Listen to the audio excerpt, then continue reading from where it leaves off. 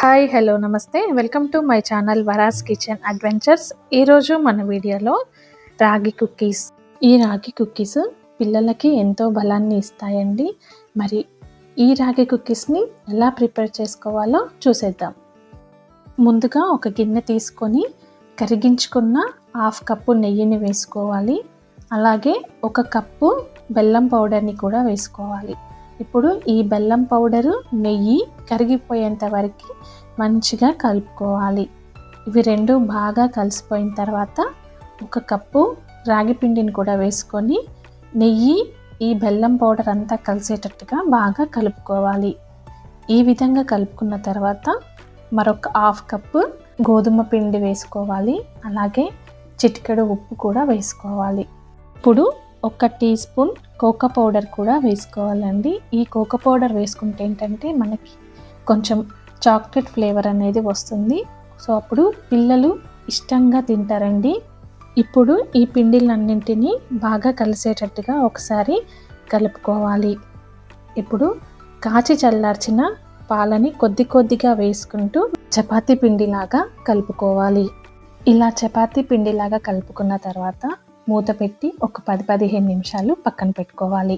15 నిమిషాల తర్వాత ఇప్పుడు కొద్దిగా పిండిని తీసుకొని ఒక నిమ్మకాయ సైజ్ అంతా పిండిని తీసుకోవాలండి.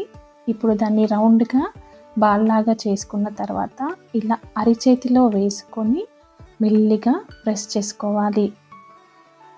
క్రాక్స్ వచ్చినా పర్లేదండి. ఇలా రౌండ్గా చేసుకొని ఒక ప్లేట్లోకి తీసుకోవాలి.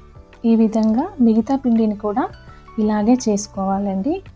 ఇప్పుడు బిస్కెట్స్కి నేను ఇలా లైన్స్ పెట్టుకుంటున్నానండి. ఇప్పుడు నేను వీటిని ఎయిర్ ఫ్రైయర్లో చేస్తున్నాను.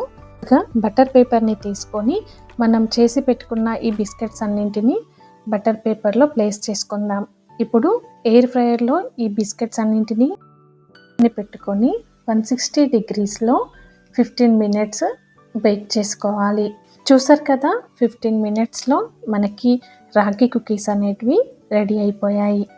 కొన్ని రాగి కుకీస్కి జీడిపప్పుని పెట్టి 160 డిగ్రీస్లో 15 మినిట్స్లో బేక్ చేసుకుంటున్నాను. చూసారు కదా, మనకి ఎంతో హెల్దీ అండ్ సింపుల్ రాగి కుకీస్ని రెడీ అయిపోయాయి. ఈ రాగి కుకీస్ని మీరు కూడా ఒక్కసారి తప్పకుండా ట్రై చేసి చూడండి.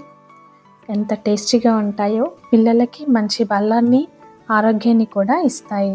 మరి ఈ కుకీస్ని ట్రై చేయాలంటే వెంటనే మా ఛానల్ని లైక్ చేయండి, షేర్ చేయండి, కామెంట్ చేయండి అండ్ సబ్స్క్రైబ్ చేసుకోవడం మాత్రం అస్సలు మర్చిపోకండి. Thank you.